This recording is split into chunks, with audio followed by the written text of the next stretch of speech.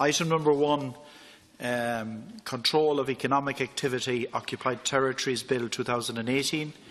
Second stage, private members' business. The question is that the bill be now read a second time, and I call on Senator Frances Black to speak. You have 12 minutes. Thank you very much. I just want to start by saying I'm really delighted to table the Occupied Territories Bill 2018, and I'd like to welcome you, Tánaiste, to the Chamber today, and thank you for your sincere engagement and input to date on this. I'd also like to warmly welcome Palestinian Ambassador Ahmed Abdel Razak and Dr Mustafa Barghouti, who are watching from the public gallery. I want to acknowledge the fantastic work of Trócaire, Christian Aid, the Irish Congress of Trade Unions and SADACA in helping to prepare this legislation, as well their years of research and advocacy on the issue. I'd especially like to thank Michael Lynn, Senior Counsel, and James Crawford, Professor of International Law at Cambridge University, for their written legal input to ensure the bill is robust in its compliance with EU and WTO trade rules. At its core, the bill is about respecting international law and standing up for the rights of vulnerable people. It is a chance for Ireland to state strongly that it does not support the illegal confiscation of land and the human suffering that inevitably results. As the issue can be complex, I'd like to outline briefly what the bill seeks to do and why. In practical terms, what we are dealing with here is a breach of international humanitarian law when one state has occupied another. It is about the construction of illegal settlements beyond internationally recognised borders as a means of slowly confiscating land and natural resources. International law is clear on this. Such settlements violate the 4th Geneva Convention's prohibition on the transfer of a civilian population into occupied territory and constitute a war crime. Importantly, they also break domestic Irish law. Despite this, Ireland continues to provide economic support through trade in settlement goods.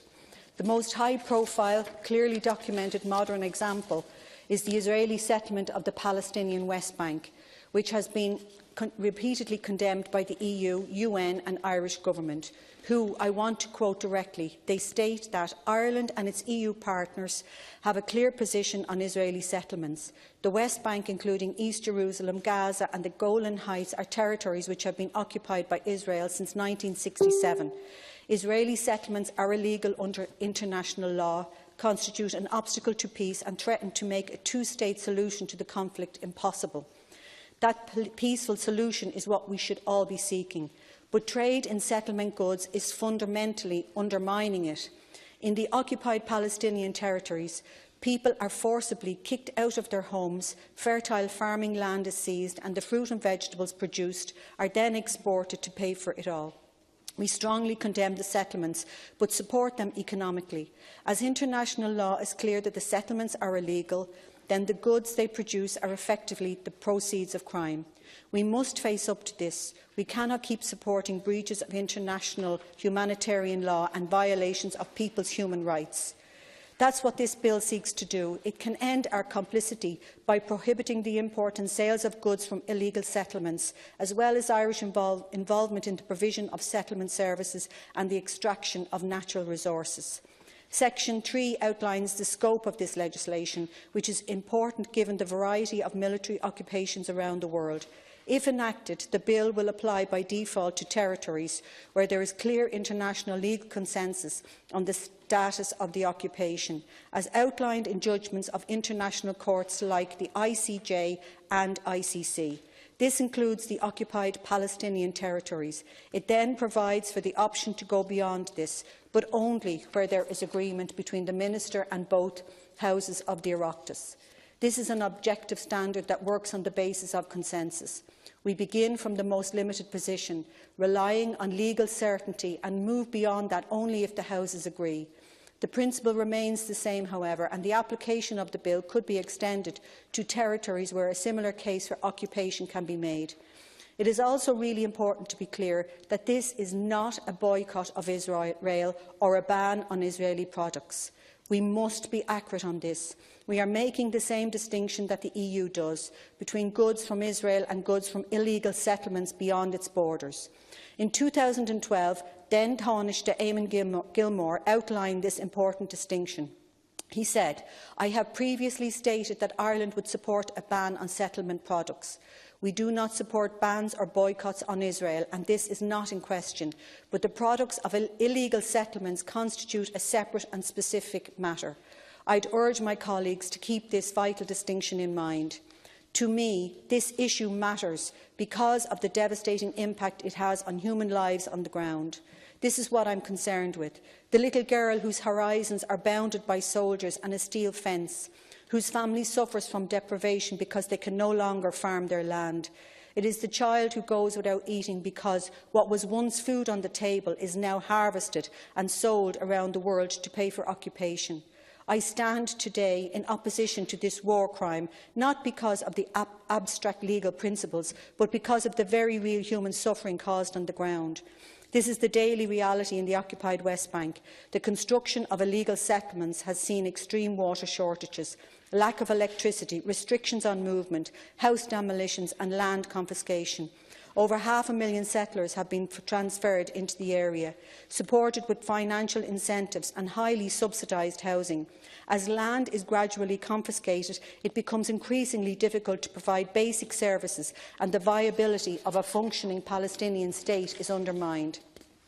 A 2013 World Bank study found that this has cost the Palestinian economy $3.4 billion. Meanwhile, agricultural produce and other goods from the settlements have appeared on Irish shelves, sustaining this injustice. I'd like to quote directly from field research carried out while preparing for this bill. This is from a farmer in the West Bank who told Troker's partner NGO that "my family was forcibly displaced in 1967 when our land was annexed. The village's structures were demolished and levelled out to establish an agricultural settlement. Every day I watch settlers expand their land and cultivate it with grapes and almonds, while we are not allowed. I work in the settlements because I am forced in order to provide for my family. I feel overwhelmed and bad every time I work as a paid labourer, watching settlers grow on the land I inherited from my parents. I always imagine how my life would have turned out if I had control over my land, as well as how my children's lives would turn out. It's a horrible feeling to see my land a couple of metres away, but not being able to access it due to the annexation fence, part of the annexation wall. Today we can take a stand against this kind of injustice. A ban on settlement goods is not a radical ask. It is a disassociation with clear breaches of international humanitarian law and human rights abuses. It is a modest, tangible step we can take. It has long been called for within the Oireachtas. In 2012, the Joint Committee on Foreign Affairs and Trade, with members from across the political parties, called for such a move on the basis that it could have a strong and effective impact on suffering in the region. 6 years ago, the Irish Government criticised the relentless progress of Israeli settlements and said that they could seek an EU ban if matters continued to worsen.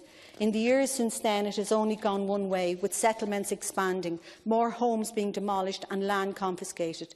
Last year, the Israeli government approved the construction of the first new settlement in 20 years, and this month alone sanctioned the construction of over 1,000 new settlement homes.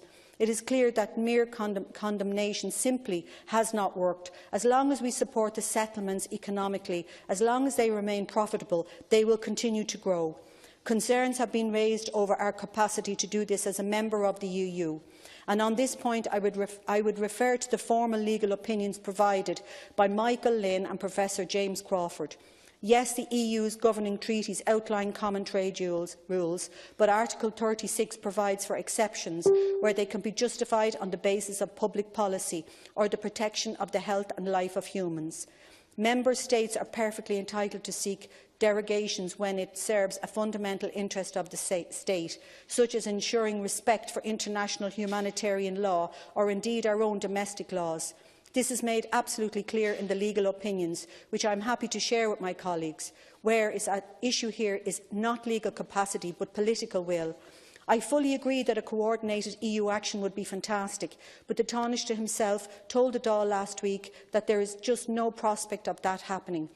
At the EU level, we are at a point of paralysis, as we have been for decades. In this context, Ireland has a responsibility to show some leadership. We've done so before. In 1980, we were the first European state to recognise the PLO, and our neighbours soon followed. When the EU decided in 2015 to issue labelling guidelines for settlement goods, it did so as a result of Member States taking the lead. The UK moved first in 2009, followed by Denmark in 2013, Belgium 2014, and then the EU as a whole 1 year later. This is collective action spurred by individual action. The economic impact here would be low based on EU and Irish estimates. We can put the value of settlement imports at roughly €1 million per year. Given the small figures involved, this is not going to cost Irish jobs. In reality, it would mean showing that certain products are produced in the settlements and asking a supermarket not to stock them. The financial impact is small, but the political and symbolic importance is significant.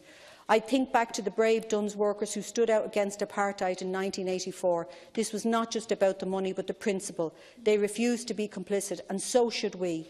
But this is not simply about taking a stand. It's about offering a real practical step that other states can follow. Certainly, there will be questions over how well exporters are obeying the EU's own labelling guidelines. But these are the issues that deserve to be examined in detail at committee stage if we agree to this proposal in principle.